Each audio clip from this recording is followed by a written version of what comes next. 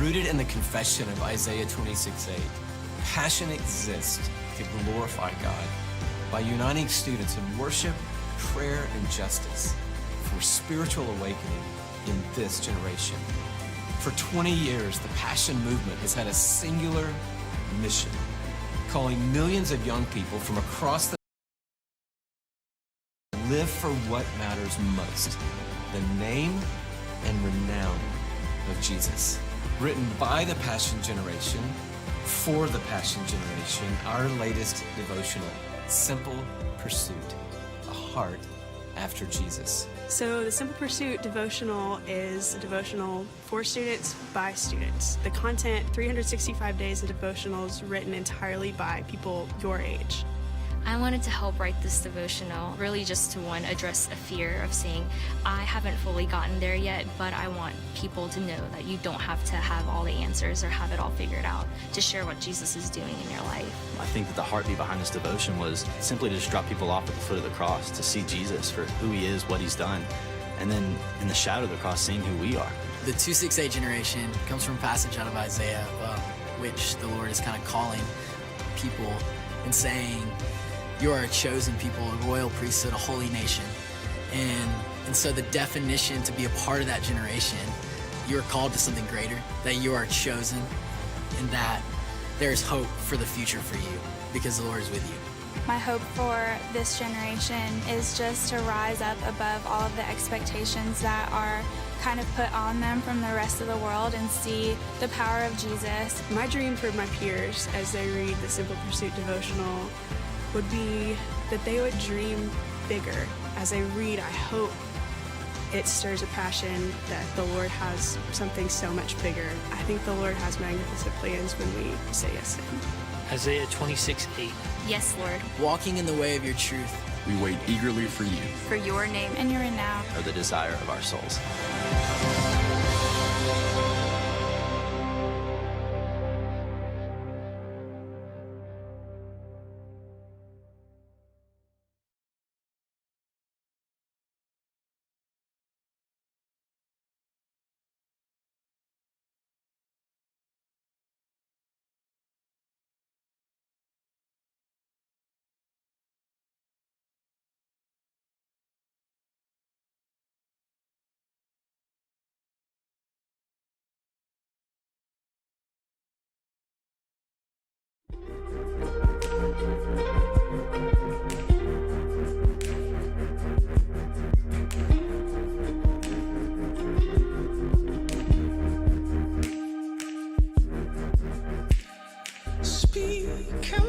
What we got to do here in the Dominican Republic is help build 2 churches on 2 sides of the town. And one thing that I really loved about everything was how everybody got to work together so hard and get to know one another.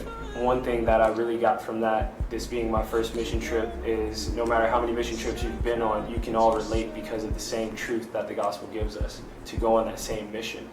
There's something about this place where you just feel God moving here, and you feel Him working in the people that come down to the Dominican. And when we're working, like building the houses and making the cement, like we just can see people stop and look at us, and they're wondering why we're down here. And it's a way that we can shine God's light in a place that just needs His love so much. I have never been able to, in the last year that I've been saved, really hear God speak to me. And I really prayed for Him to help me figure out how to hear Him on this trip.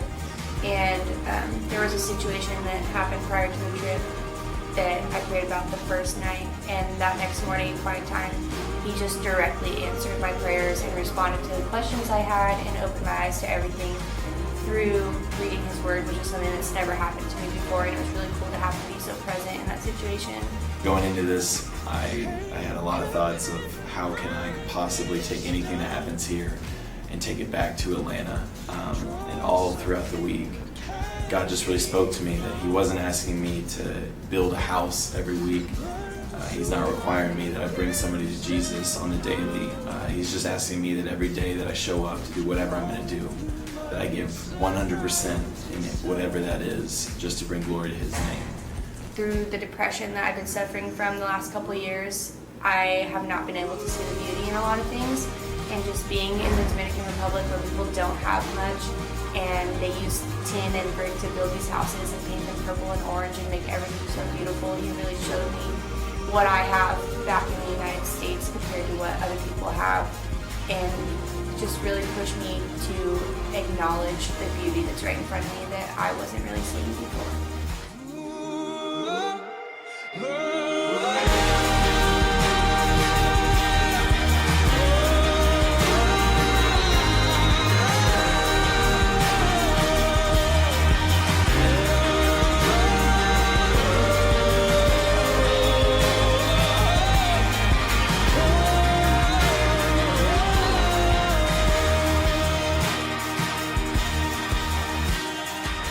My favorite part about this trip was getting to pray over the church that we built the roof of.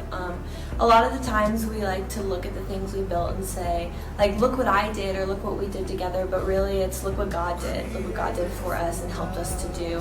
This is really special to me because I feel like when we built this church, it's nothing but a bunch of cinder blocks and a shelter without the Spirit of God. And so now that we prayed over it and there's a lot of spiritual hope and everything going into it, that this building is more than a building. It's a home. It's a place where lives will be changed, and it's something that people will really look forward to going to and build community, and I'm really excited to see that. And you took all our shame on the cross, He was laid, and now You're taking us higher, 'cause we go from glory to glory to glory. We'll never be the same. We'll never be the same. We go from glory to glory to glory. We're forever changed, forever changed. And You call me a friend. Coming here cemented my relationship with God in a way I never thought possible. And being baptized in front of that beautiful waterfall, in front of people who loved on me so well this past week, was a unique and just really special experience for me.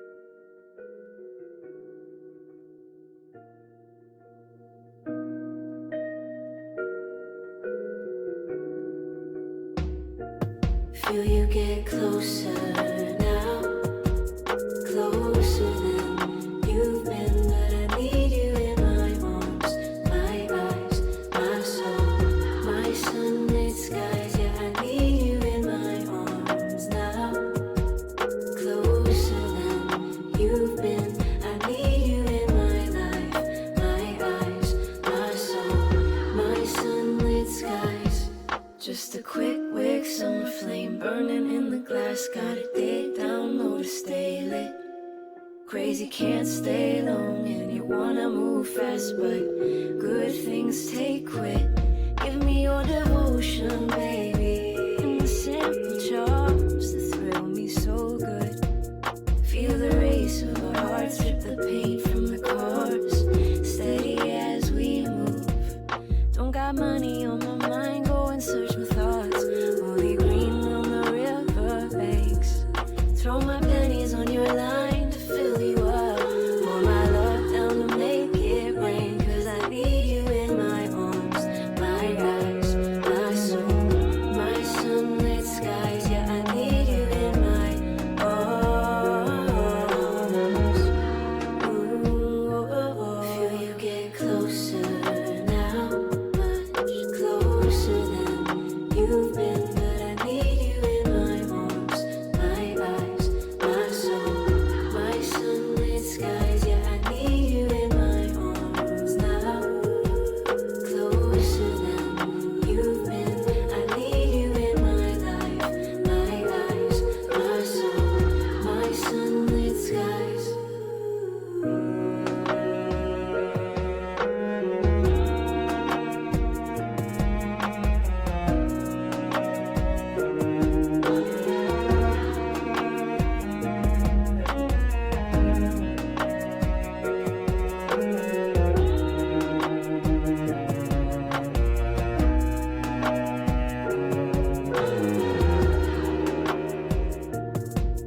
Got nobody on my mind, go and search my thoughts. Only you on my river banks. Throw my hours on your line, no need to rush. Pour my love down to make it rain. 'Cause I need you in my arms, my eyes, my soul, my sunlit skies. Yeah, I need you in my arms. Ooh, feel you get closer now, much closer than you've been, but I need you in my arms, my eyes, my soul, my sunlit skies. Yeah, I need you in my arms now, closer than you've been. I need you in my life, my eyes, my soul, my sunlit skies. I need you in my Our people from Kennesaw and Athens, what's up? I want to do this. This is going to be really cool. Athens, can I get you to make some noise? Wow, that's amazing. You guys are so loud. What about Kennesaw? Can it make some noise? Ah, I'm so excited. What about Atlanta? Can you guys make some noise? Hey! Couple quick announcements for you guys tonight. First things, we at TRM are looking for some people to join our team. We're looking for somebody who is great with Instagram and social media. We're looking for an Instagram coordinator. If you're interested in that, come find us. We're also looking for a video editor, so if you're really good at the tech stuff, let us know. Also, really exciting, we are getting ready to open up a new campus at Georgia Gwinnett College in January. That's amazing, amazing. So if you know anybody in that area, if you're from there, send us some people. We'd love to know them, love to connect. Real quick, 3 things to get your mind thinking about and be on watch at our social media. First thing is our Dominican trip, which you just saw a video for, which is awesome. More information will be coming out. We got a new line for the Real Market coming out very soon. Some dope stuff. And also more information about our winter hangout, mass hangout coming out on our social media.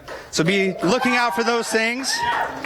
Also, you saw a video about the Simple Pursuit devotional. It's this beautiful book right here. some authors that's written by college students for college students. Our very own Cam Buchanan and Emily Thomas and some other people have written it. Does anybody want this? Anybody? Nobody wants it, guys. This is. Hey, I'm gonna leave this right here. If you want it, come get it. Wow, this is awkward. Just grab it. Just grab it. Woo! Woo! Yes.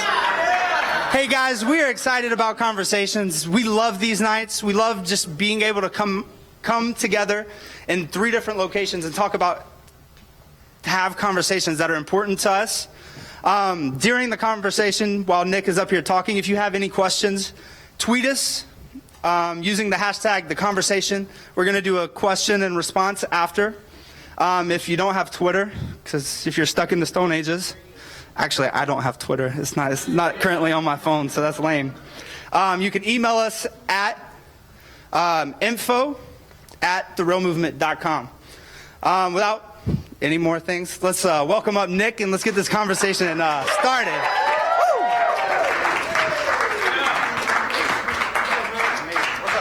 Hey, what up? Let's give it up for this dude right here. Y'all ready to get down? Yeah! One guy's ready. The rest of y'all, I don't know about you. Hey, look. I came to bring the pain hardcore to your brain. Let's go inside my astroplane. You guys ready for this? Okay. Hey, my name's Nick, in case you didn't know, and I am very privileged to be here, very honored to be here. Why? Because I care about you guys a whole bunch. Wipe it away. Just wipe it away. Wipe away the tears, guys. Wow, there's like a hush that just came over. You know, here's the thing. I really mean it. Like, I really care about you guys, and I really want to see you flourish in life. For real, though, okay? Let's keep it real, since y'all are the real movement. You keep it 100. Okay, so I'm speaking currently to the people in this room, but I do want to give a shout-out to Kennesaw and to Athens, to UGA, and to KSU. Can we give it up for them one more time? Yeah. And I want to give another little shout out to this team who makes this possible so that we can do this live stream, the live stream team, you know what I'm saying? So for you fools in the back, we love you. We love you a lot. Like a whole lot. Yeah. Yep. All right, you ready to get down? Yeah. Okay, I got like 30 minutes, so here's the thing. Let me ask you guys this. How many of you would say that you have commitment issues? All right, the rest of y'all ain't being honest, okay? Let's just be real with it. How many of you would say you got commitment issues that need tissues? Okay, you don't know what I mean. That's okay. That's my style of speaking, is that I just say things until nobody else has any idea what I'm talking about. Here we go. I'm probably going to say things that make it worse before they make it better. Okay? I am. So as your pilot for the evening, we are probably going to go through some serious turbulence before we get to a very comfortable cruising altitude. But I promise you that I will land this plane in a place that you love. You with me? Okay. All right. Hey, look, let me tell you this. We've been talking a lot about encouragement lately, and encouragement just changes the atmosphere. So if you feel so inclined to be encouraging while I am speaking, then you can do this. You know what I'm saying? You can do the claps, you can do the snaps, you can do whatever you want. You can say, preach it. You can say, come on. You can say, speak. Talk that talk is what some people really liked last time. You're welcome to say, talk that talk again. Okay? I'm done trying to win you over. Let's get down to business. Here's the thing. We're going to talk about the painful, practical reality that most of the people sitting in this room right now are probably facing. You are in a season of life that will most likely determine the trajectory for the rest of your life. Those are your college years. Yep, somebody just felt the weight of that. And they just got crushed by it. But for real, you are in that season where the choices that you make today, the things that you commit to, will most likely determine the trajectory for the rest of your life. That's a rough spot to be. Can you handle the pressure? I believe in you, and I say yes, you can. Here's why this becomes such a scary season of life, and especially for young millennials is what we will call ourselves. I will tie myself into the group, okay? Millennials. Okay, everybody say millennials. Everybody at KSU and UGA, did you say millennials? I can't hear anything. That's not your fault. This season is so tough because it induces what's called option anxiety. Because this generation has more options available to it than any generation in history. If you wanted to right now, you could open up your phone, pop open an app, and buy a red car if you wanted to. You could get on to Amazon and have a book delivered by tomorrow morning. Whatever one you want. You have more options available to you than any other generation in history, and what this induces is option anxiety. What if I make the wrong choice? So here's what I'm going to ask everybody to do. Every campus, not just this room, we're going to get awkward for a second. I want you to close your eyes. I'm going to lead you on a journey through your mind. I want you to imagine, as best you can, that your eyes were closed, so you keep them closed now, but that your eyes are closed wherever you are, and suddenly you feel yourself surrounded by water. And then you open your eyes, and what you find yourself in is the middle of the ocean. And for 360 degrees, you turn your head and you do not see land in any direction. This would induce some serious anxiety. I don't have a boat. I don't have a life jacket. I don't have floaties. I don't have a pink flamingo wrapped around me. But I've got to start swimming, otherwise I'm going to drown. But I have no idea what direction to begin swimming. What direction is going to lead me to land the fastest, where I don't just burn out and drown. Okay, now you can open your eyes. That's the vision that I have when it comes to the choices that you have to make during this season of your life. Because it's just so hard to commit to making a choice to go in a direction when you don't know for sure what the future holds. What if I choose wrong? Let me ask you this. How many of your friends, if it's not you, have already changed their major more than 2 times? Right. This is a serious season of life. It's tough. One of the things I thought a lot about this week was, why is it during this season, why is it that we are so driven by fear when it comes to making a commitment or not making a commitment? And why are we not more driven by courage? What is it about the culture that we live in that has made us afraid to make big life commitments? If you're being honest with yourself, are you 100% certain that the career you want to choose for your life is the one that you want to work in for the rest of your life?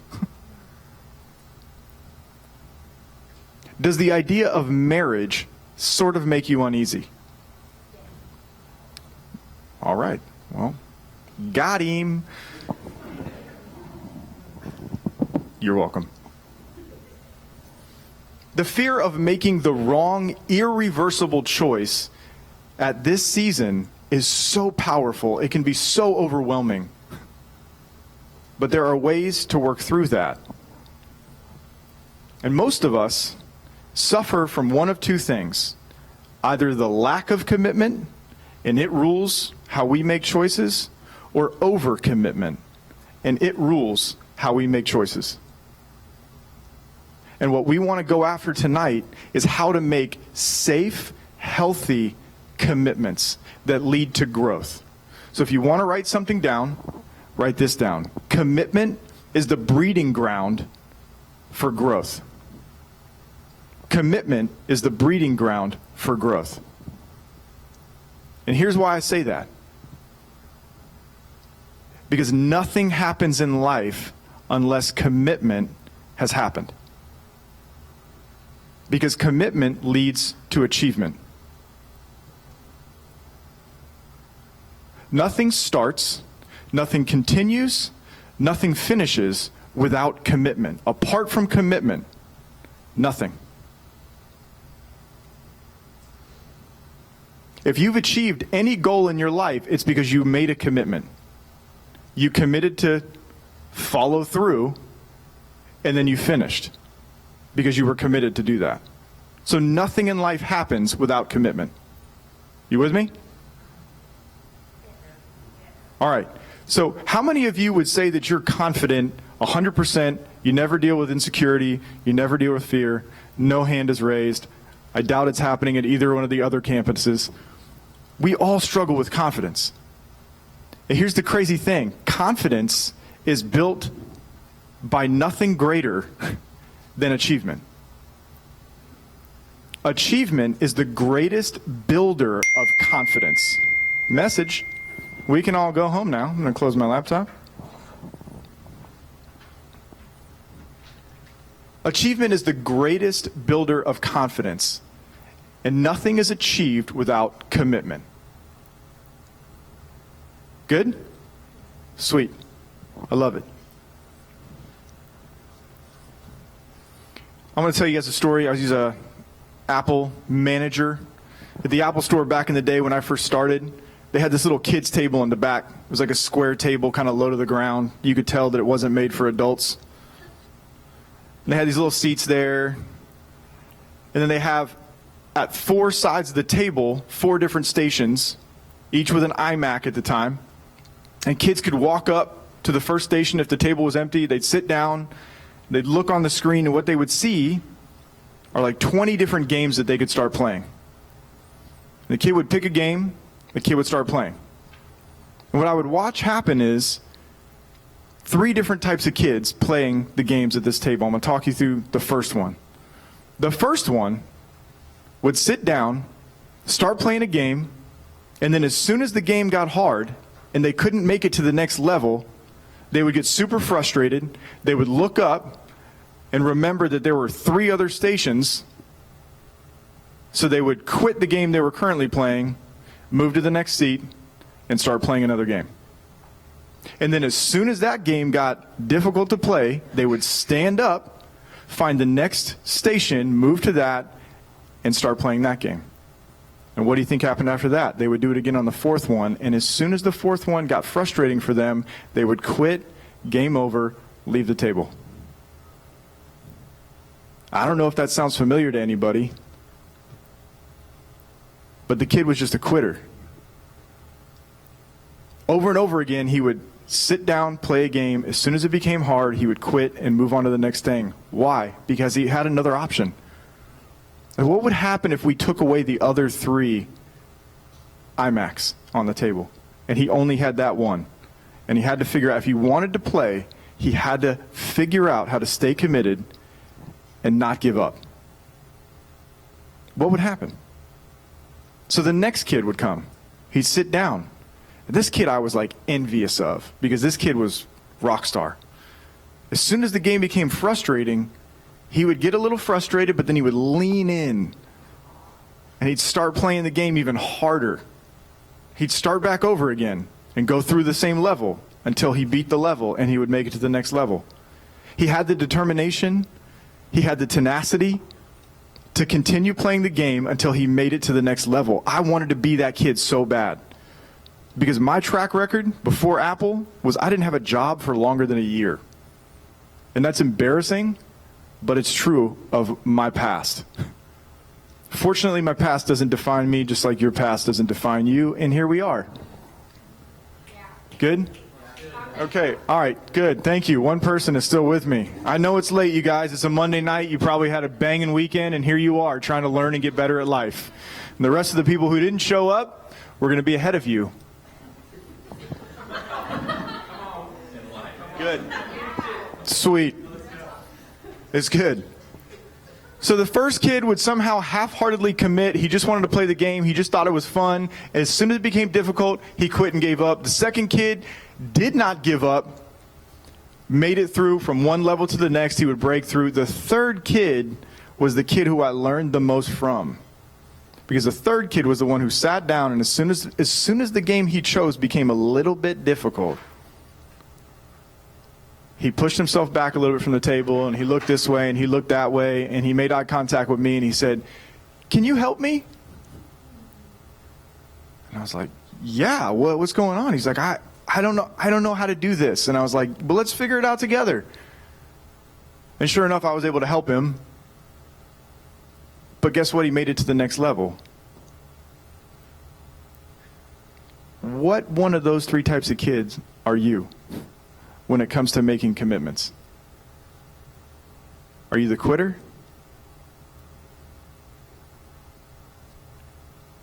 Are you the one who endures and perseveres? Are you the one who is humble enough to ask for help when things get tough?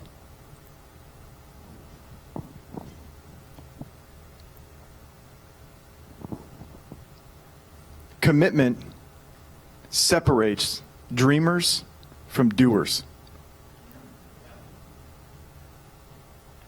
It's just true. And if you're a leader, here's the hard truth: people simply don't follow uncommitted leaders.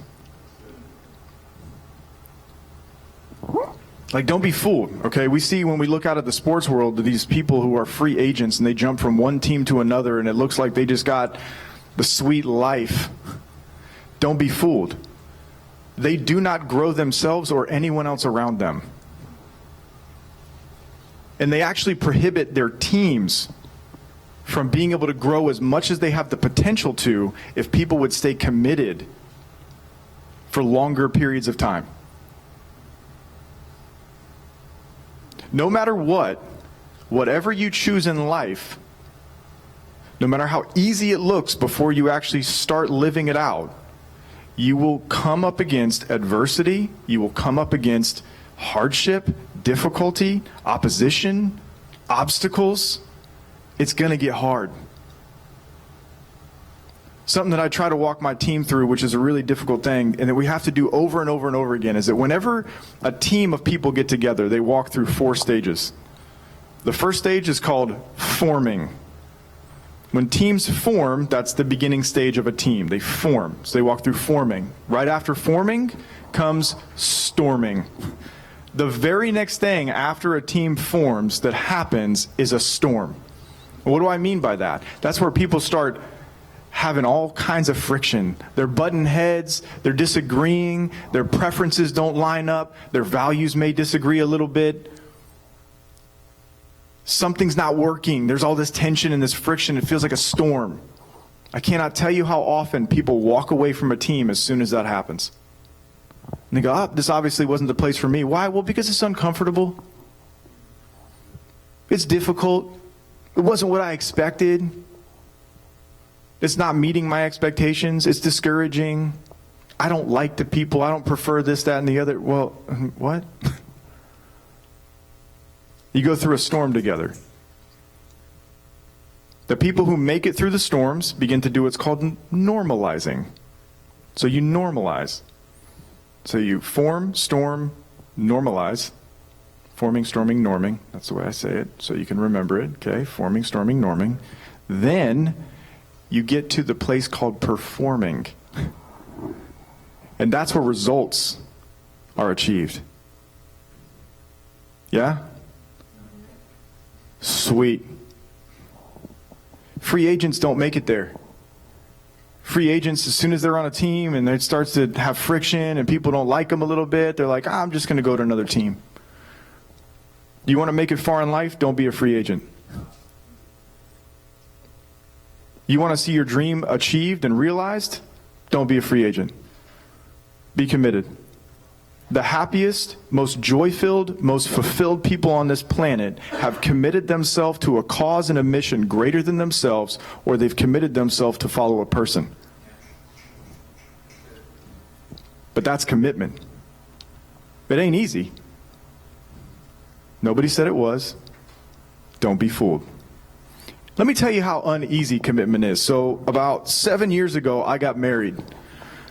I have one wife, as most of you remember from last time. It is good. I faced the biggest dilemma of my whole life last week.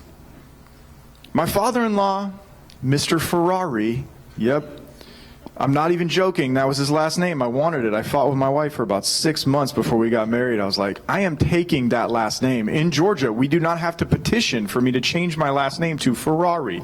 Nick Ferrari, who's going to forget that? And Natalia Ferrari, come on. Do you get more exotic than that? I don't know. But I don't think so. Either way, Ferrari, Mr. Ferrari.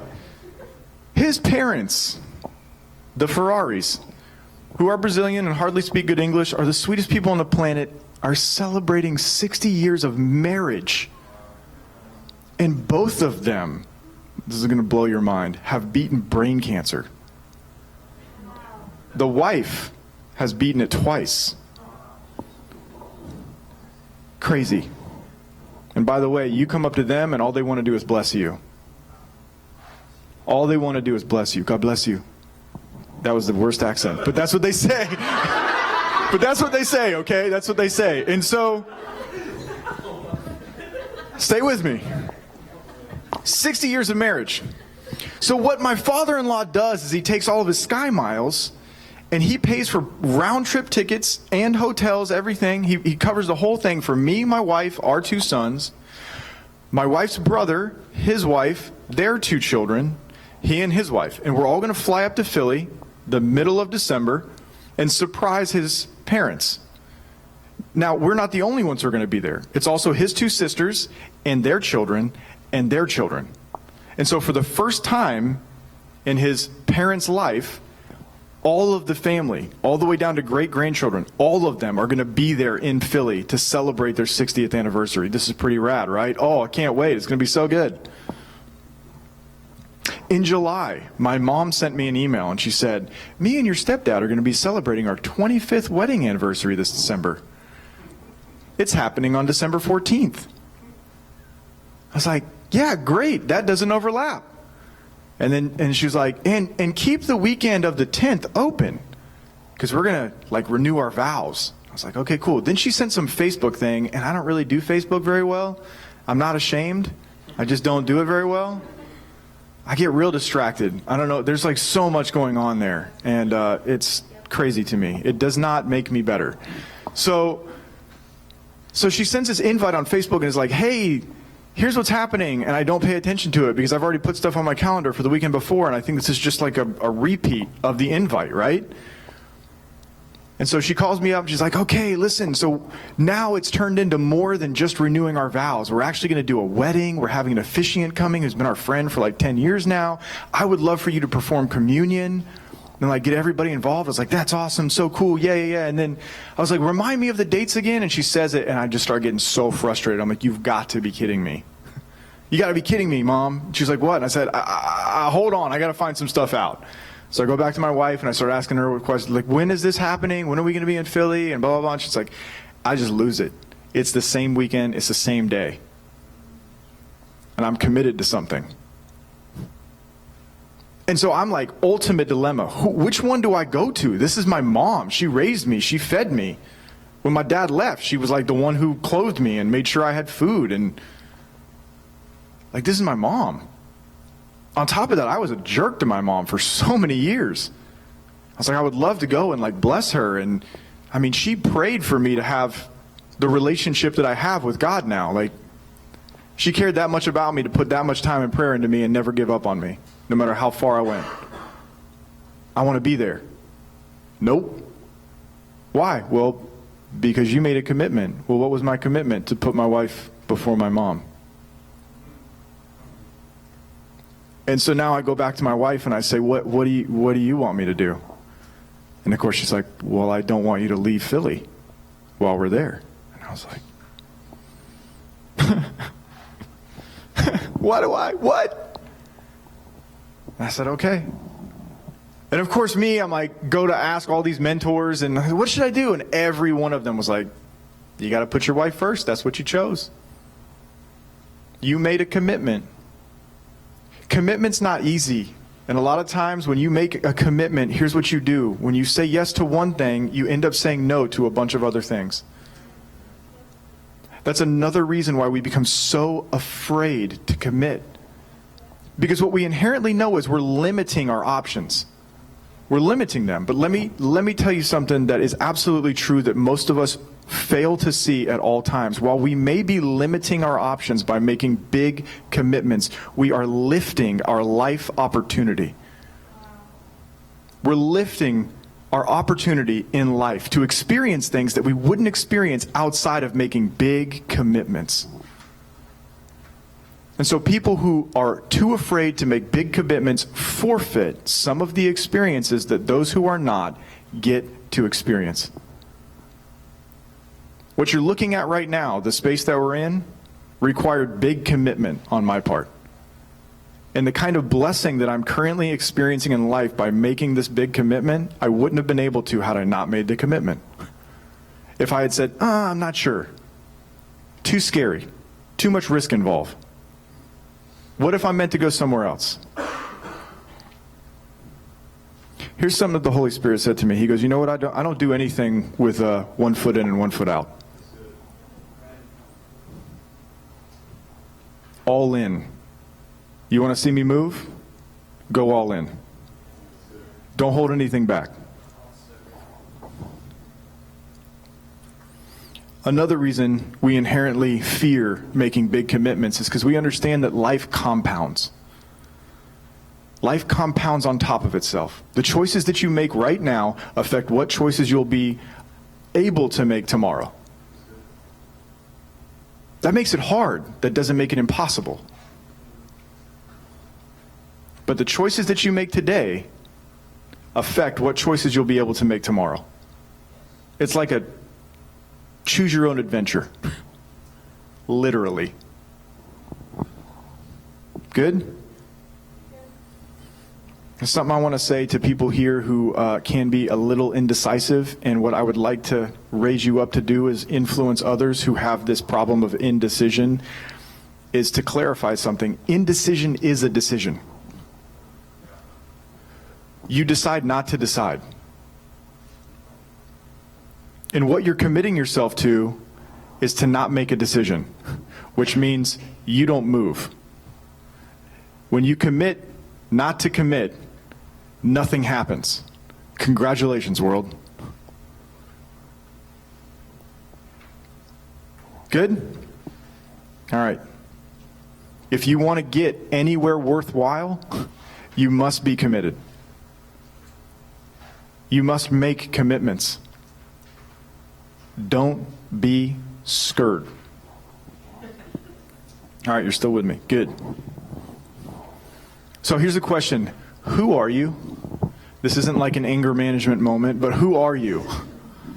Okay? There's 4 types of people when it comes to the idea of commitment. 4 types. First type, cop-out. Love the cop-outs. Cop-outs are people who have no goals and do not commit. If you've ever seen Dodgeball, this is Vince Vaughn's character.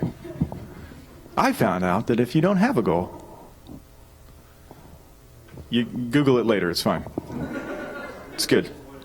It's really funny. It's hilarious and ironic. But cop-outs are people who don't have any goals and they do not commit. Holdouts. People who don't know if they can reach their goals, so they're afraid to commit. They don't have the confidence that it requires to commit to pursuing a dream or a goal. That's the holdout. Cop-outs, holdouts. Third type of person, dropouts. Dropouts. People who start toward a goal but quit when the going gets tough. The fourth type, all outs. All outs. People who set goals, they commit to them, and they pay the price to reach them. I am looking at a room full of people who are all outs. That's what I see. If you don't see that when you look in the mirror, I'm telling you right now, that's what I see. You're all outs. Do not be afraid to set goals, commit to them, and pay the price to reach them. I don't see cop-outs. I don't see holdouts. I don't see dropouts. I see all-outs. Whoever you were in the past before tonight, it's in the past. You keep that in the rear view. You need to stay focused on the road ahead. Okay? If you want to make a commitment, go get all in and all out tattooed on every one of your wrists. Okay? That's commitment, y'all. I ain't playing. That's right, the pastor told you to get ink. Whatever. Your parents won't like me anymore, but I am not. It's good. Yeah, I got every one of you. By the way, I really wanted to. I was going to try to get a tattoo artist in here tonight to like tattoo me while I was talking to you, but it would probably create a lot of weird on the, yep. It's good. I should have done it. I know. Next month, y'all. Next month. Commitments, yeah, it's good.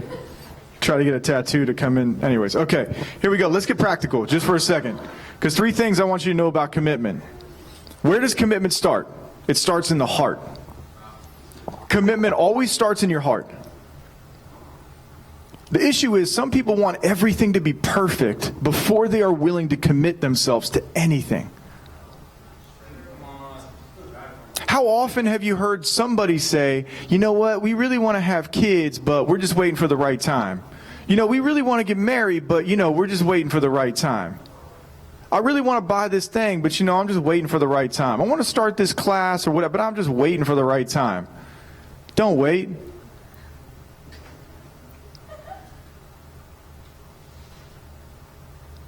You're ready. Go. Eat peanut butter and jelly sandwiches for a season of life if you have to. Make it happen. Okay? It's good. Because the truth is that commitment always precedes achievement. Okay? So you got to do it. You just got to do it. Second thing, commitment is always tested by action.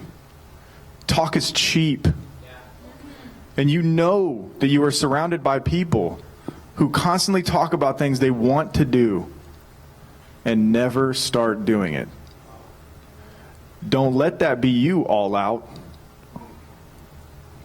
Okay? That's not you. When you let commitment be tested by action, it separates you from being a big mouth to being a big shot.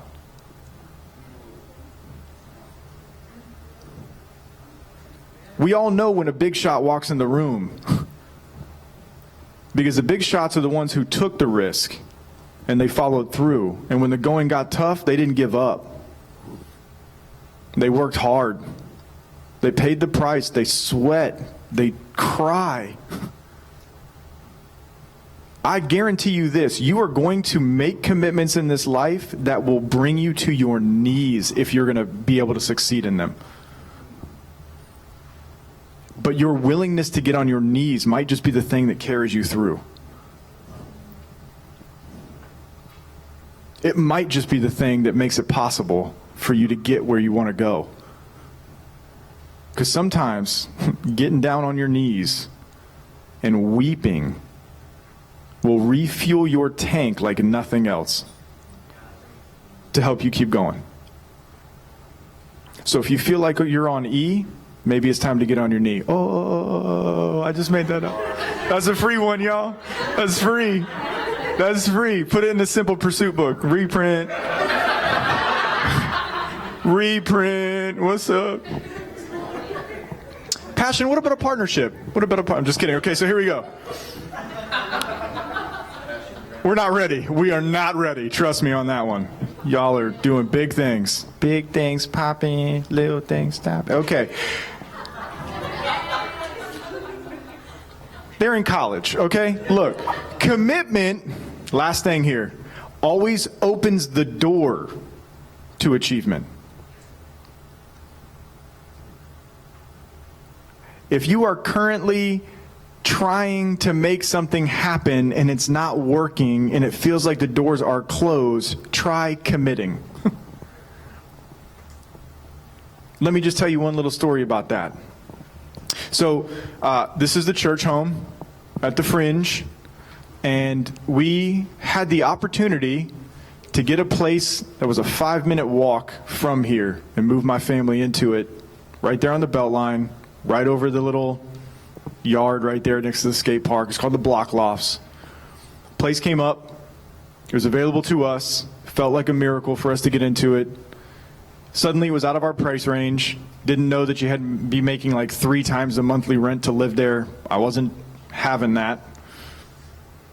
And I was going, man, during this season of the growth of the church, I am convinced that we need to be right there in the neighborhood.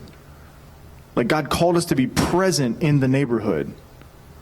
He didn't tell us, like, just drive there on the weekends. Because the kind of community I want to build through you is one where you're present. I was like, okay, how do I afford this? Oh yeah, when I worked at Apple, I took a percentage of my paycheck every month without even knowing it and put it into an IRA. I put it into a 401k. And so I went to my 401k that I just was like, I don't care about retirement right now. I care about growing the kingdom of God. And I went and I took my 401k and I poured it into my IRA. And so now the money was really accessible to me. And I just took out a big chunk of it and I said, here, we're just going to go pay for this 4-month lease on this place all at once. And as soon as I was like writing that check and bringing it over to the people, I got a phone call from a buddy of mine and he goes, hey man, are you guys still looking for a place? I was like, yeah. And he goes, well, a friend of mine just had to move out of her house over here in Adair Park, which is about a 20 to 25 minute drive from here. Definitely not the neighborhood that we want to be in, that we've been called to. And I was like, okay, yeah. And he's like, it's a 4-bedroom, 3-bathroom house. I was like, wow, that sounds comfy. And he was like, yeah, and great neighborhood. Totally renovated the house. It's beautiful. I bet she would rent it to you for like next to nothing. I'm like, what do you mean next to nothing? And he's like, well, name your price. I was like, this amount, which is like half per month of what we were about to go pay on this place over here. He's like, oh, dude, I bet anything she'll go for that. I was like, what? Awesome. And I hang up the phone and I just got this punch in my gut that was like, didn't I tell you to move into that neighborhood? I was like, yeah, but it's so much money. Shouldn't we? No. Didn't I tell you to move into that neighborhood and see what happens? And I turned to my wife and I said, listen, I got to be honest, like, I know that it's double the money, but that's what we're supposed to commit to doing. And I know that it seems crazy to do that. And it just feels really crazy that we just got this phone call as we're on our way over there to make this big commitment. I mean, this is a big commitment. It's a financial commitment. I was like, either we're going to be provided for, or I'm about to tank my family. And what do? I said, babe, we're going to step up. We're going to make this commitment. And we went over there, cut the check, signed the lease. One thing after another started happening in this church that wasn't happening before that took place. It's like one thing after the other. All we did was make a risk, make a commitment, moved into the neighborhood. And now the place that we live in, I can't even tell you all about it right now. It is sweet. And God has blessed us, and he went, here's what I'm going to do for you right now. I'm going to make it possible for you to bless others even more than you were before. We stepped up, made a commitment. You want to bless other people more than you can right now? Make commitments for the kingdom. That feel a little crazy. Cool? Sweet. No matter what you commit to remind you, you will face obstacles, you will face adversity. It doesn't matter what it is. Do not be afraid of it. Don't be afraid of it. There's a few things that I want to tell you about before making these commitments. Number one, look for confirmation that that's the commitment you're supposed to make. Do not make blind commitments. That's not at all what I'm trying to say. Look for confirmation, i.e. go to your friends, go to your family, go to people who know you. Ask for confirmation that that's something you should commit to. That it would be a safe, healthy, risk commitment. Good? Second, set up accountability. Why do you think when people get married, they have a bunch of other witnesses around? Because when you make that kind of a commitment, you need accountability. You need people to hold you to the commitment that you made. 3, surround yourself with people who believe in you and will encourage you to not give up. If you surround yourself with people who are just like, yeah, whatever, you should give up, you're probably going to. 4, don't be afraid to ask for help when you're in the middle of whatever commitment you made. Be humble enough to raise your hand and go, will you help me? Good? Sweet. My closing thought is this: commit to having great values. Commit to having high standards. Commit to learning from failure. Commit to having a long-term outlook. Commit to surrounding yourself with the right people. Commit to working through difficult, painful things. And commit to making commitments. Good? Oh, yeah, we're about to get into that Q&R now. Here we go. It's question and response, y'all. So I may not be able to answer your question, but I'm committing to respond. Ayo! Amazing.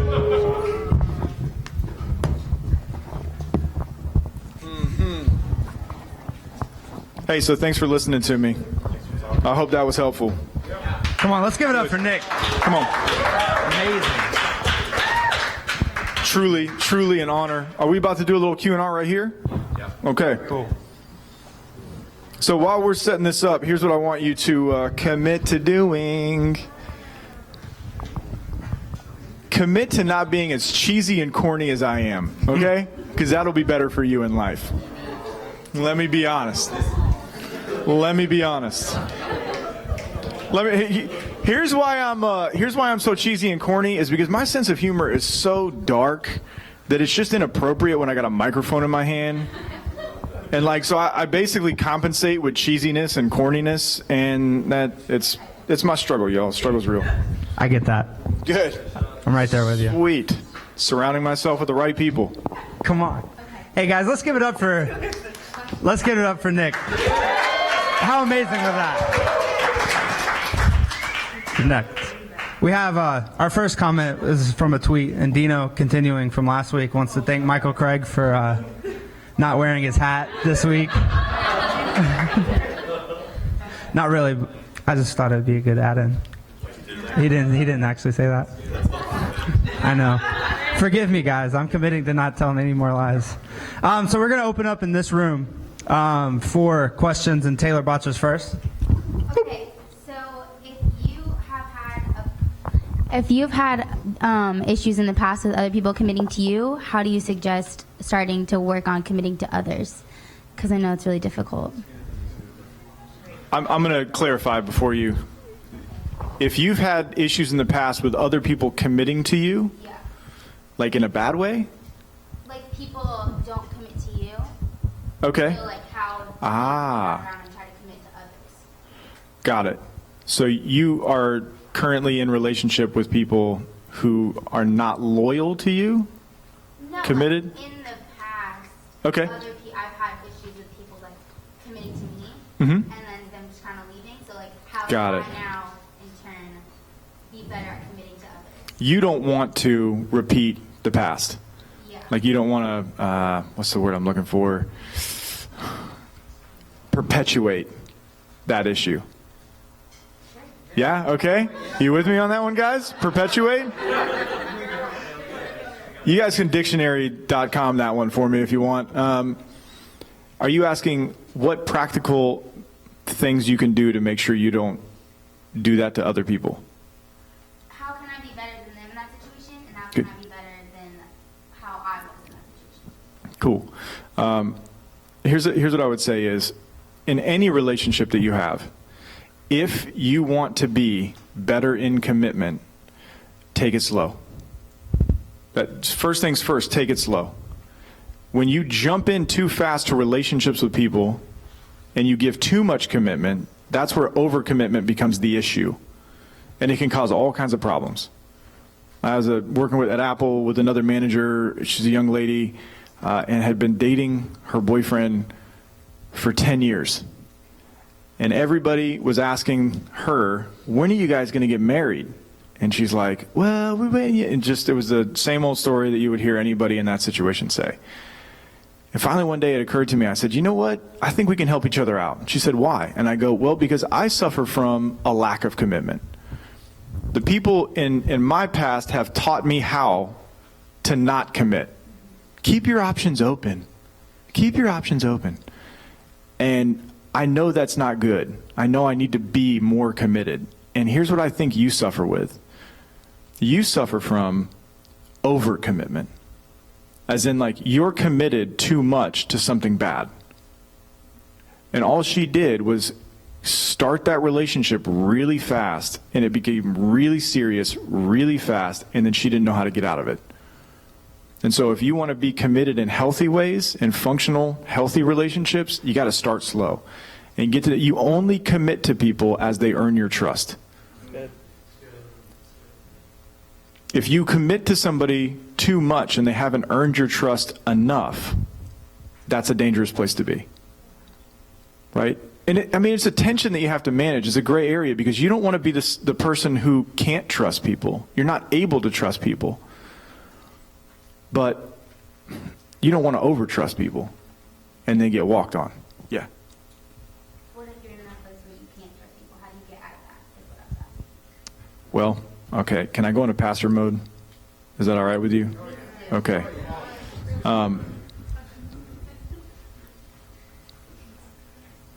The level of trust that you have in your relationship with God directly impacts the level of trust you have in your relationships with people. So, if you want to trust people more, trust God more. Because He's got your back. Amazing. It starts there. That's awesome. One more question here, Emily.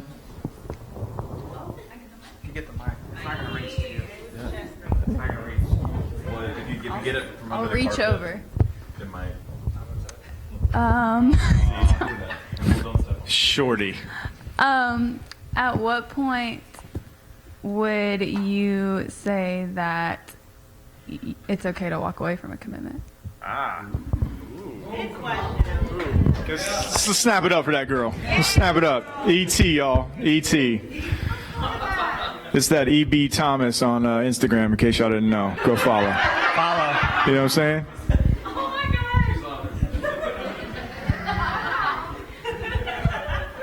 Here's what I love about this group right now. Honestly, I wish I could be at Kennesaw, and I wish I could be at UGA. This group is for real. Like, y'all are so rad, and I am so honored to get to do this with you all, okay? I admire you greatly, trust me. Because you're doing things in college right now that I wish I had been doing in college. Cool? Good.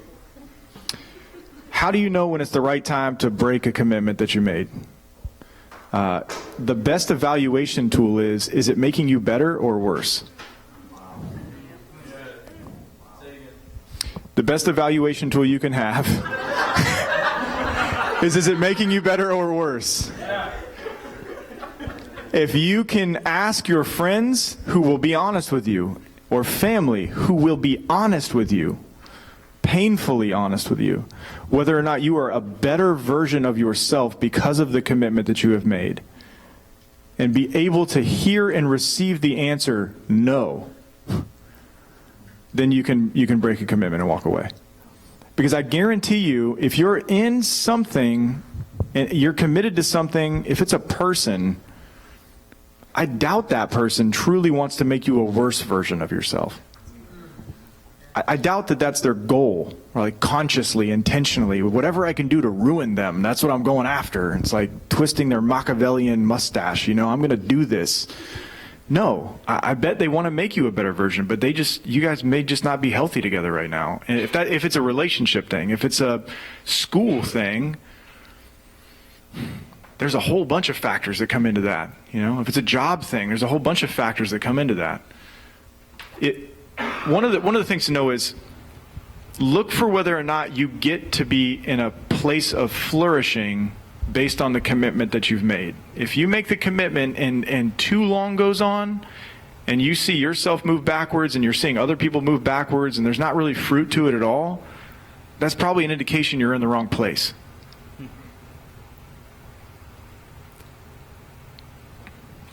But it's going to require you to ask some tough questions to people who will be honest with you. Good? That's Anything? amazing. Okay. Let's take a break or a breath real quick. All right. So this question comes in from Caitlin at Kennesaw. What up, Caitlin?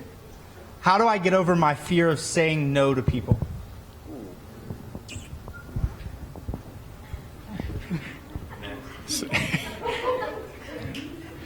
That's a rough one. So look, hold on. Like I truly empathize with that. Like I do not want to discount this as a problem and go, just say no. Like, oh, it's so easy. Just say no. Saying no to people is one of the hardest things you can do. Yeah. It is so incredibly difficult. Why? Because we want people to like us. We just want people to like us.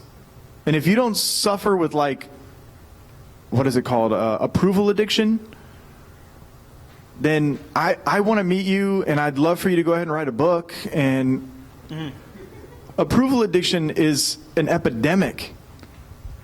And social media only makes it worse. Please like my stuff. Please like me. This is who I am. This fake version of my online self is, please like it. It's so hard to say no. And the best thing I can tell you is gather courage. It takes real courage. And courage is not the absence of fear. Courage is doing something in the face of fear that you're afraid of. That's awesome. So take courage and say no. Know this, and hopefully this will encourage you to be able to say no, is that if you tell somebody no and they go, well, then I don't want to be friends with you, they weren't your friend to begin with. If you say no to somebody and they can't respect it, you don't want them as your friend. You have limits, let them know. I'm trying not to be condescending. Caitlin, I know it's tough. I know it's tough. But here's what I do know. Saying no is kind of like a muscle. The more you forfeit saying no, the more that muscle atrophies. The more you practice saying no, the stronger that muscle gets. The most successful people in this world do not have issues saying no. They don't. They can say no to anybody and they're not afraid of the reaction. Nope, sorry, that doesn't work for me. It'll change your life. The next question comes from Allie in Athens. How do we commit to important causes in a way that responsibly avoids overcommitting ourselves? Is there a way to have a little clarifying question with her? Is there a way? Yeah, we could do that? Okay, so overcommitting as in like for too long and then you just don't give up, or overcommitting as you've committed yourself to too many things at once? Okay, yeah, is it that you've stretched yourself thin? Golly, you guys are so cool. You're so cool.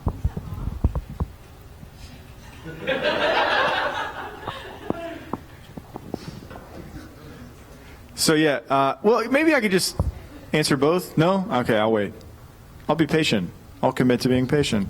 Come on now. Also a clarifier, that last question came from Kaylin, not Caitlin. I got Allie. yelled at right now. Oh, okay. By Josh Kaylin. in Kennesaw. Kaylin? Kaylin, yes. Kaylin, I apologize. That's my bad. All right. My name's Nick Bidell, and I approve this message. Oh, yeah, by the way, just pick one. Who's going to vote tomorrow? Player. Okay, that's good. That's cool. Who's afraid to make that commitment who hasn't yet? Oh, yeah, that's a tough one. I know. Cool. Do we get it? Holding up them one signs. What's up? Spread self too thin.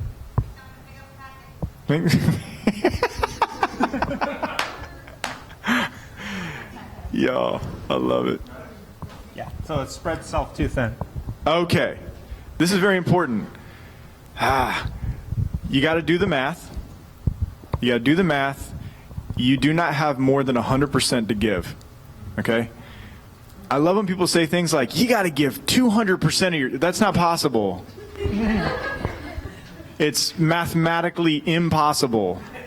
You have 100% and no more. You have 100% and no less. You have 100% to give. If you look at the pie chart of your life and the things that you have committed to, okay, you break those things down and you find out whether or not it's too much.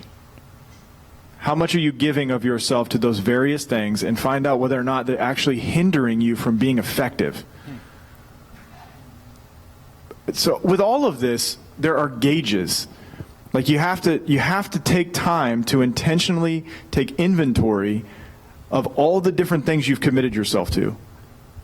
And if you don't take that time to be honest in your evaluation of what you've committed yourself to, then most likely you're just on the path to burnout anyways, and just being ineffective anyways. If every one of us only has 100% to give, look at how you're breaking down what you're giving and find out whether or not the return on that investment is actually fruitful. Is that helpful? Okay? That's awesome. I feel like I want to break out the whiteboard. Because I have something that's like a really, really easy tool. Is there any way to like pull it over here? Yeah? Okay. Well, we can answer the next question, and then I just want to drop this on y'all because it's so helpful to me. That's awesome. We got any more in the room? Thank you, by the way, Allie, for clarifying. That was Allie, right? All right. And Kaylin. Hit me up on Instagram. What's up? Fringe Faith. I have a question for you. Please. You talked about moving from just talking about it to doing. How would somebody who wants to start doing take that next step? I mean, the first thing I would say is you really want to help yourself move forward with something, tell people about it. So talking is actually important, but the more people that you talk about that to who care about you, the more that they'll start asking you, when are you going to start? Right? Like, when are you going to start that? Here's how you can know whether or not the people you're surrounding yourself with are going to help you achieve your goals. If you tell them about your goals, and they come back to you and say, hey, have you started that yet? But if you tell people about your goals and they never ask you, there's an area of your relationship that can be improved. Ask each other about whether or not you're currently pursuing and working on the goals that you've said you want to work on. Are you working on that? Hey, are you trying to get better at that yet? Have you started? Have you anything, right? It matters. Here's a funny little story. This kid lives in Colorado, raised on a farm. Follow me on this one. It's a little cheesy, but it's powerful, okay? Kid lives on a farm. He loves to climb mountains because he's in Colorado. He's raised on a farm. He sees like all the animals on the farm that are typically on a farm get raised. One day he puts on his overalls because he's a farm boy, and he goes up to the mountain and he climbs. And he gets up and he sees this little nest sitting on the side of the mountain, and there's a little one egg in it with no mama bird around. And he goes, oh yeah, the chickens, the eggs will die, the little chicks will die if the mama hen isn't sitting on it to nurture the egg, right? So he takes the egg, he's like, I'm gonna save it, and he puts it in his overalls pouch, climbs back down the mountain, and goes and takes the egg, and he puts it with the chickens. One day, the egg hatches. Little bird comes out, is around all these little chicks. What do chicks do? What do chickens do? They just sit there and they peck at the ground. They peck at the ground. Do they fly? No, they just peck at the ground. They peck at the ground, and then they go sleep and cuddle up together and whatever. And so you got this bird hanging out with all these chickens, acting just like a chicken because it's surrounded by chickens and it's never seen any other bird act any other way. And it assumes it's a chicken. One day, the sun's high in the sky, and it sees this thing moving, flying overhead with an expansive wingspan. He's like, ooh, that looks awesome. I want to do that. And he kind of like spreads his wings a little bit, and he's like, man, you know what? My wings don't really look like these chickens. And he starts flapping them. He's like, oh, I just got off the ground a little bit. And he starts flapping again. He had just surrounded himself with chickens.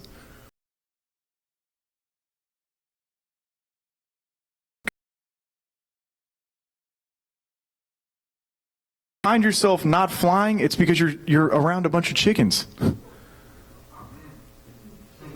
If you find yourself just staring at the ground, pecking at it for food, you're surrounded by chickens. Okay? I don't see chickens in this room. I see eagles. Okay? I am, oh, you're the bomb, dude. Okay, check this out. This is called gauges, and it's so good. Okay. How many of y'all drive? You know what gauge? I'm not talking about the holes in my ears. I'm talking about like the gauges on a car. This is going to be real quick, okay? Boop, boop, boop, skidum. Okay, here we go. I'm going to put physical on here. You got a physical gauge, okay? I'm going to put a spiritual gauge on here, okay? I am going to put a mental gauge on here. And I'm going to add a financial gauge here. Okay? Every week, you want to know where you're at in regards to health? Okay? Take a check. This week, where am I at physically? On a scale of 1 to 10. Let's just say I worked out 3 times this week. I ate really well. I didn't eat a bunch of crud. I slept well. Physically, I invested in myself. So physically, on a gauge, 1 to 10, I'm at a 7 this week. I probably could have slept a little better. You with me? Cool. Spiritual. I spent a lot of good time with God. I spent time with friends, fellowshipping, whatever you want to call it. Prayed, read the Word. Spiritual gauge, I'm at a 10 because I'm a rock star Christian. Cool? Super Christian. Right? All right. Guys, we don't want to, we don't want anybody to know that we're struggling, okay? Mental. What did I invest in myself mentally? What books am I reading? What kind of videos am I watching? Is it just trash? Am I actually investing in myself? Am I keeping my mind sharp? Right? Now, who am I listening to right now? Am I listening to somebody rant on about Donald Trump and Hillary Clinton, or am I actually listening to somebody who's a good thinker that's helping me think better, right? What's my mental investment in myself this week? So I'll say I'm a 5 on that one because I don't read much. I don't read good. Financial. How did I manage my finances this week? Yeah, 0. That's right. We're in college. We're in college. Why can I have a negative? That's so great. -2. Woo! Yeah, that's hilarious. All right. Physical, spiritual, mental, financial. At the end of this, you have this one big gauge that all of those gauges affect. It's called emotional. I'm just going to write emo. Okay? Because that's most of us if we're honest. We're just hiding it really well. Right? We're all a bunch of scene kids. Just kidding. All right, listen. Listen. When you add up these out of 40, that tells you where you're at in your emotional health. And your emotional health determines how you make choices, whether or not you're able to say no. If you're struggling to say no, it's probably because you're not emotionally healthy. Emotional health is how you react to people when they say things. It determines whether or not you get offended really quickly. It determines whether or not you take something personal when it wasn't at all. Emotional health determines whether or not you say things to people that you regret. Whether or not you explode or you stay calm in crisis. Good goal? 40. Yeah, 40 is the good goal. But honestly, 35 out of 40, I'd say you're a pretty healthy person. You know what I'm saying? 35. You can do it. No, you can do it. Listen, the second you put limits on yourself, the second you're not going to get there. Okay? Do not put limits on yourself and do not put limits on other people. I learned this once when I was trying to teach a kid how to kick a field goal. And he sat back at the 40-yard line. I was like, come on, man, let's take you up to the 10-yard line. Let's let you kick from there. And I had no idea whether I could actually kick from the 40-yard line and score. I put a limit on him. What if he kicked it and made a field goal? One of the worst things you can do is put a limit on yourself or somebody else. Don't put limits on people. Good? Okay. Here's the thing about this emotional stuff. Whether or not you're at a 40, ask your question again. A good goal. What I learned is that one of my gauges actually increases the rest of them. What you need to figure out is which one of your gauges causes the rest of them to rise. Okay? Because we're all wired a little bit different. When I get really disciplined in my physical world, I don't know what happens. Everything else gets better. It's the weirdest thing to me. But when I start exercising regularly, eating well and healthy, sleeping better, I watch this go up and this go up and this go up. So you can focus on one and watch the rest of them be affected by it. Is that cool? But you got to be committed to it. Right? And I was with a buddy recently where I was like, dude, he's like, I need to start exercising more. I was like, you just got to start, commit to start. And he's like, yeah, but I'm not going to exercise unless I can do it like every day. And I was like, that's overcommitment. So you're two excuses to not begin. It's I've got to do it every day and I don't think I have time, so I've already justified not starting, or I just don't know how to start. It's one or the other. You're just making excuses. Stop making excuses. Commit. Cool? Sir, thanks for letting me go through that. We got the lightning round. Oh, snap. The lightning round. So you got about a minute on each of these. Sweet. How do we turn the tables around and go all in when you're on the brink of giving up? Yeah. I mentioned something about it. A humble confession is a great place to start. And this is going to rock your world. Because the truth is that the temptation to quit is always the strongest when you're the closest to finishing. Okay? The temptation to give up is always the strongest when you are close to breakthrough. Cool? So if you are there, guess what? The light at the end of the tunnel is not far off. Do not give up. That's awesome. I dare you not to give up. How do you handle when one person is in a situation, is wanting to commit to a yes, but you want to commit to a no? So you've got somebody who is wanting to say yes, but you want to say no, and how do you handle that situation? Man, I had this one girl when I very first became a Christian teach me the value of saying no, and she probably doesn't know it.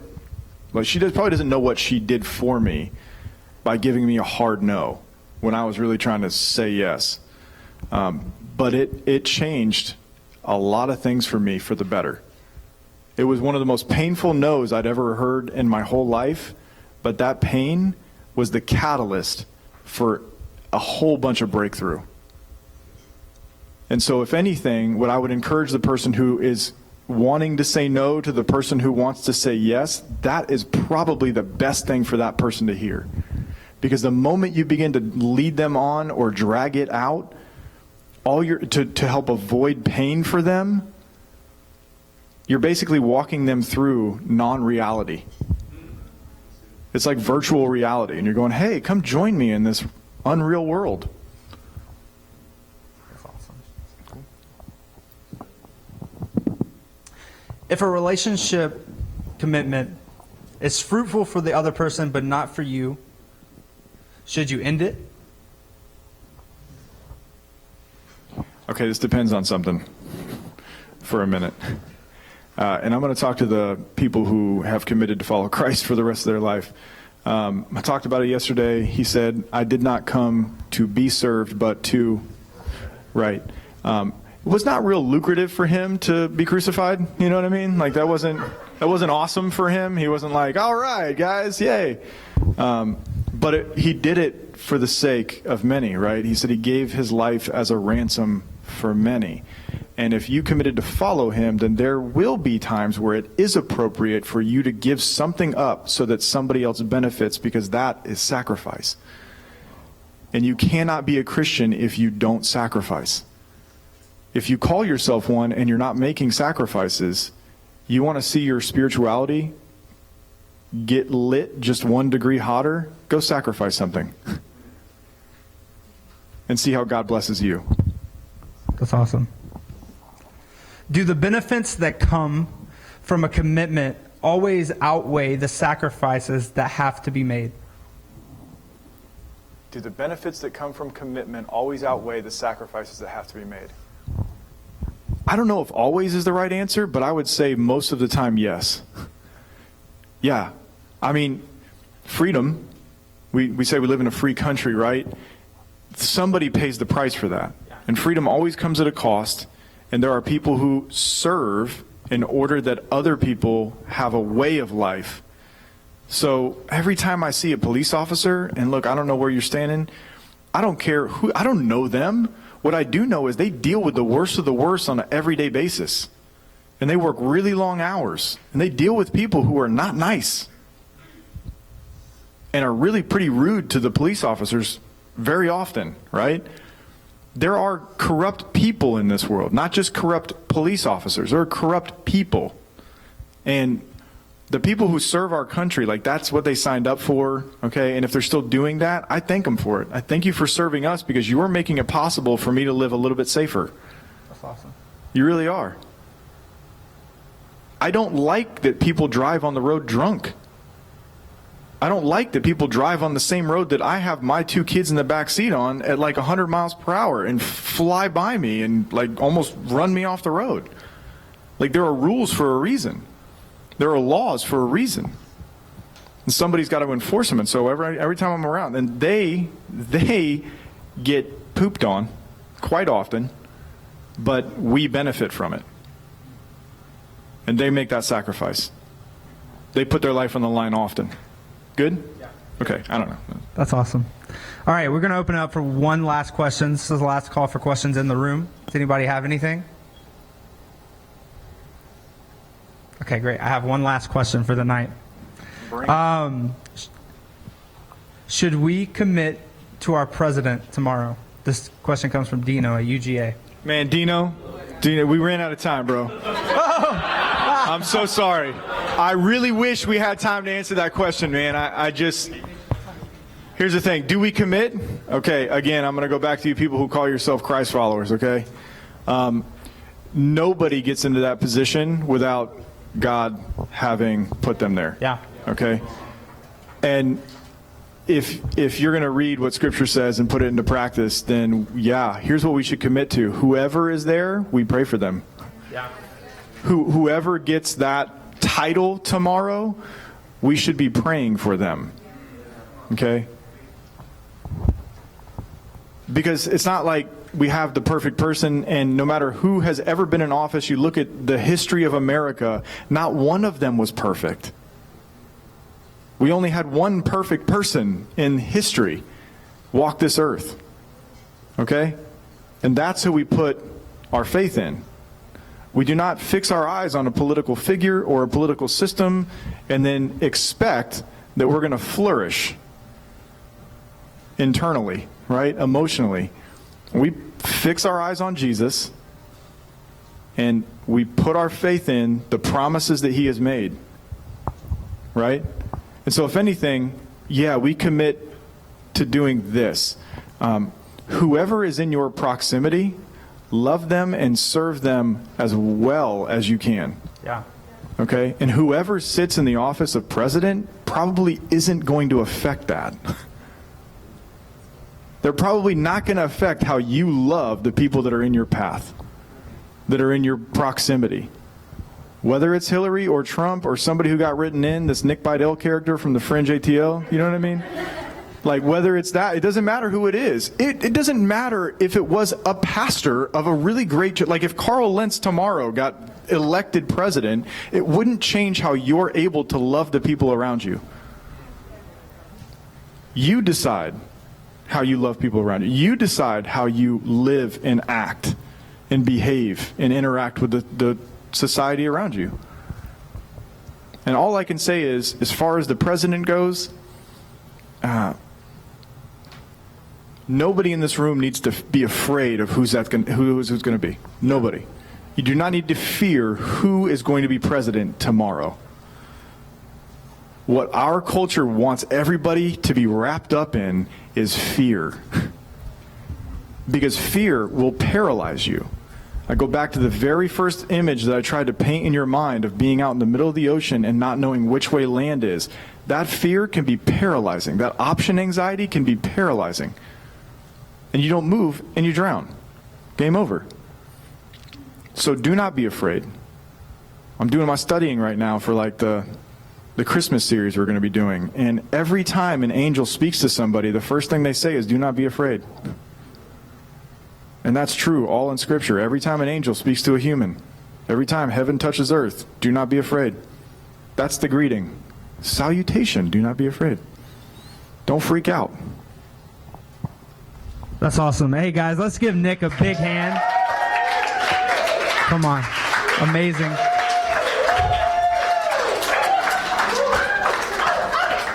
Hey, guys, we're going to be back on December 5th.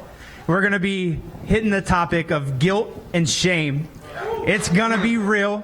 I'm sure Nick's going to have major truth bombs for us. Actually, I'm positive. This is one of my, really, you guys should bring your friends, okay? Because this is one of my most favorite subjects to talk about. Good? Yeah. It'll change your life. Come on. Hey, guys, let's give it up. Let's thank Nick one last time. You guys have a good night. We'll see you next month. We'll see you at all the hangouts. Love you, Athens. Love you, Kennesaw, UGA, KSU. Thanks for coming out. Keep it 100.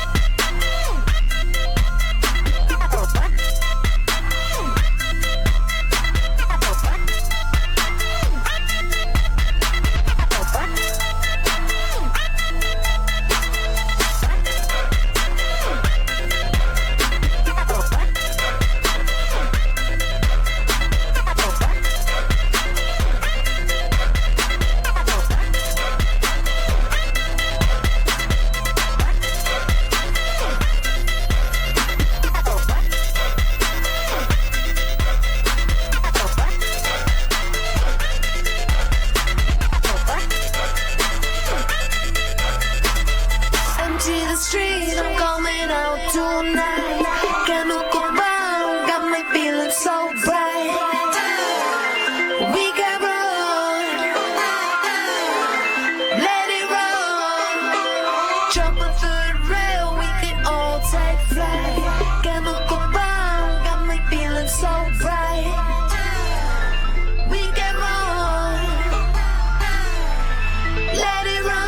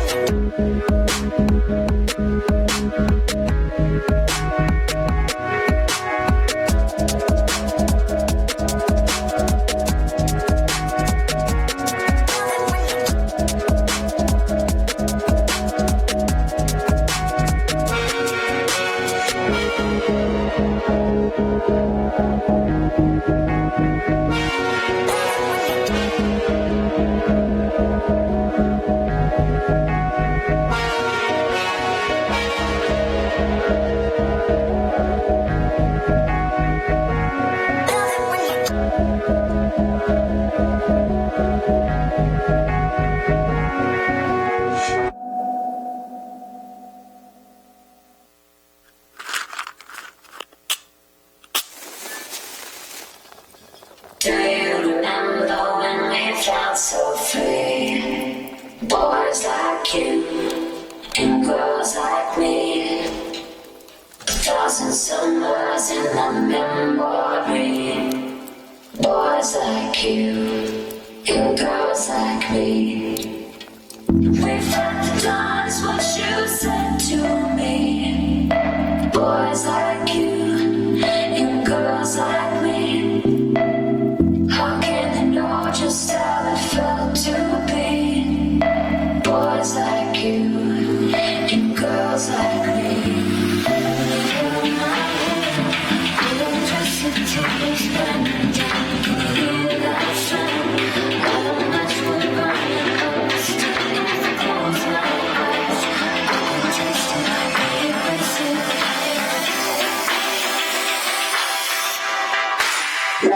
it.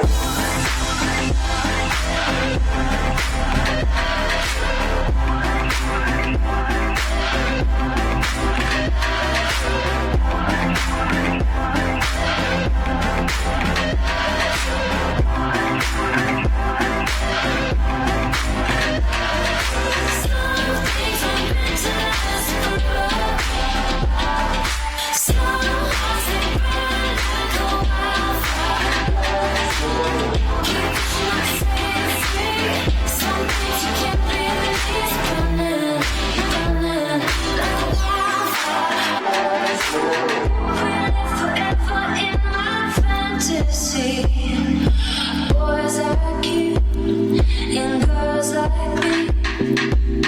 Can't find the words and I can't escape it. Boys like you and girls like me. When you held my hand, electricity was running down. Can you hear that sound? That makes me burning up the stuff. If I close my eyes, I can taste it.